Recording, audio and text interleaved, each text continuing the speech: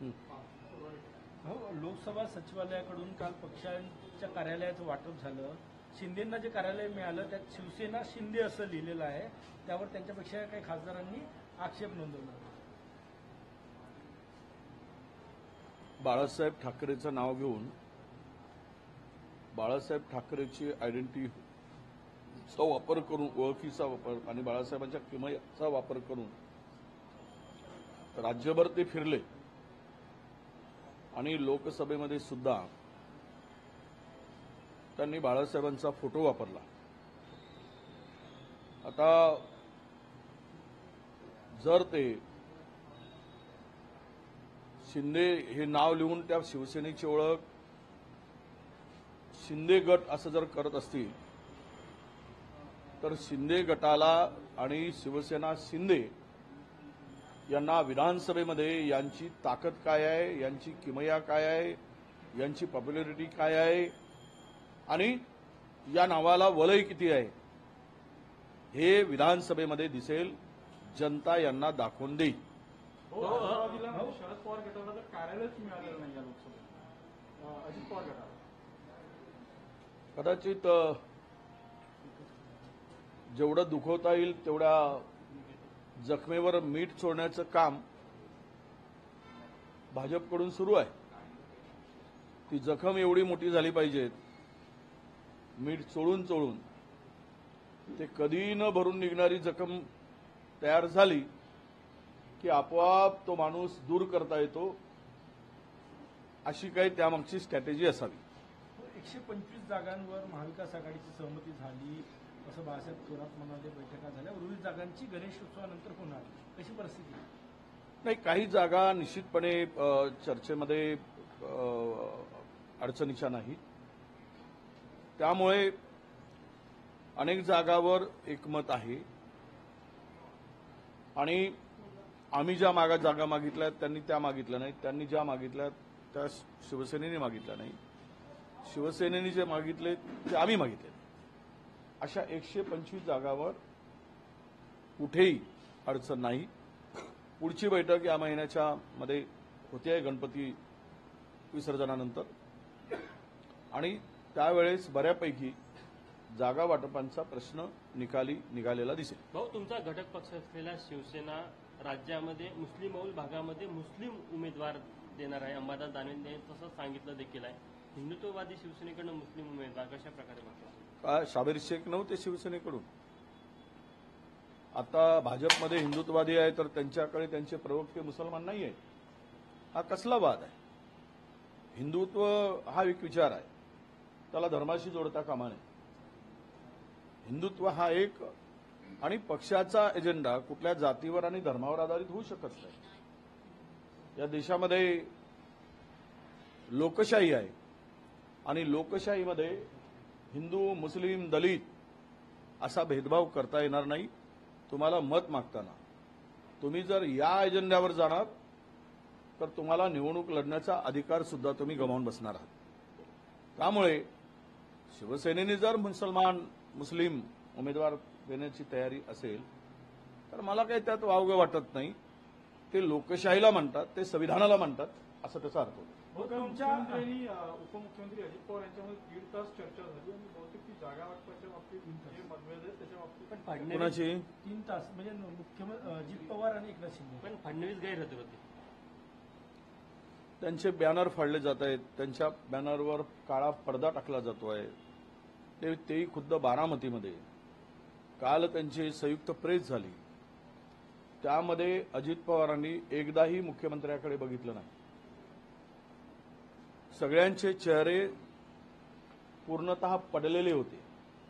त्या चेहऱ्यावर तेज नव्हता. सत्तेच्या खुर्चीवर बसणाऱ्यांना चेहऱ्यावर तेज दिसतो. चेहरे पडलेले आहेत. परतीचा प्रवास सुरू झाला आहे. या प्रवासामध्ये अधिकाधिक काय मिळवता येईल यासाठी हा सगळा वाद सुरू आहे. श्रेयवाद कोणी कितीही काही म्हणत, पण श्रेयवादाची लढाई आणि सत्तेच्या लढाईमध्ये कमकुवत दुवा जो असतो त्याला बाजूला सारण्याचा प्रयत्न आता सुरू झाला आहे. कदाचित त्यामध्ये पहिला नंबर हा अजित पवारांचा असेल आणि दुसरा नंबर त्यानंतर एकनाथ शिंदेचाही असेल. या समन्वय बैठकीमध्ये फडणवीस गैरहजर होते. इथल्या महत्वपूर्ण विषयावर चर्चा होत असताना आता फडणवीसांच्या वर महाराष्ट्रात दिल्लीतून अनेक नेते पाठवले गेलेले आहेत. त्यांच्यावर वाच ठेवायला आहे की त्यांचा सहभाग कमी करायला आहे, त्यांना त्यांचा अधिकार कमी करायला आहे. यावरून हे दिसतं की त्यांचे पंख छाटण्याचं काम पद्धतशीरपणे हायकमांड करते आहे आणि दिल्लीच्या दोनही मोदी शहा जोडींना जर माणूस उपयुक्त नसेल तर त्याला बाजूला सारायची त्यांची नेहमीची पद्धत आहे. कदाचित त्या पद्धतीचा हा एक भाग असू शकतो. नाना पटोले आणि विजय वडेट्टीवार यांच्यावर विश्वास ठेवून गोपालदास अग्रवाल उद्या काँग्रेसमध्ये प्रवेश करत आहे. कसं शक्ती प्रदर्शन असणार आहे पूर्व विदर्भामध्ये, किती महत्वाची ती जागा आहे तुमच्यासाठी? नाही, आमची ती परंपरागत जागा आहे आणि एक मोठा नेता म्हणून गोंदिया जिल्ह्यामध्ये गोपालदास अग्रवालचं नाव आहे. ते विधानसभेमध्ये 2दा आणि विधान परिषदेमध्ये 3दा प्रतिनिधित्व त्यांनी केलेलं आहे. त्या आमच्या कालावधीमध्ये जिल्हा परिषदा, पंचायत समित्या आणि स्थानिक स्वराज्य संस्थावर काँग्रेसचा कब्जा होता. ते गेल्यानंतर थोडी काँग्रेस तिकडे कमजोर वाटायला लागली किंवा संघटन जरा मजबूत करण्यासाठी त्यांची आवश्यकता आहे. हा विचार करून प्रदेशाध्यक्षांनी आणि हायकमांडनी हा निर्णय घेतलेला आहे आणि मला वाटतं की गोपालजी अग्रवाल यांच्या पक्षप्रवेशामुळे गोंदिया जिल्ह्यामध्ये काँग्रेस नव्यानं उभारी घेईल आणि मजबूत होईल. त्यामुळे उद्याचा कार्यक्रम, उद्याचा त्यांचा प्रवेश हा काँग्रेसला बळकटी देणारा ठरेल. तुम्ही असणार आहे का पूर्व विदर्भाचं नेतृत्व? मी उद्या जाणार आहे, त्याही कार्यक्रमाला मी उपस्थित राहणार आहे आणि माझं ठरलं. प्रशांत पडोळे जे भंडाऱ्याचे खासदार आहेत त्यांनी पूरस्थितीची पाहणी करत असताना गाडीच्या बोनेटवर बसून पाण्याचे फवारे उडवत रील बनवलेली आहे. मी पाहिली नाही. मी पाहिली की त्यावर प्रतिक्रिया पण एखाद्या लोकप्रतिनिधीनं असं वागलं नाही. प्रतिनिधीनं वागले कसे मी पाहिलंच नाही.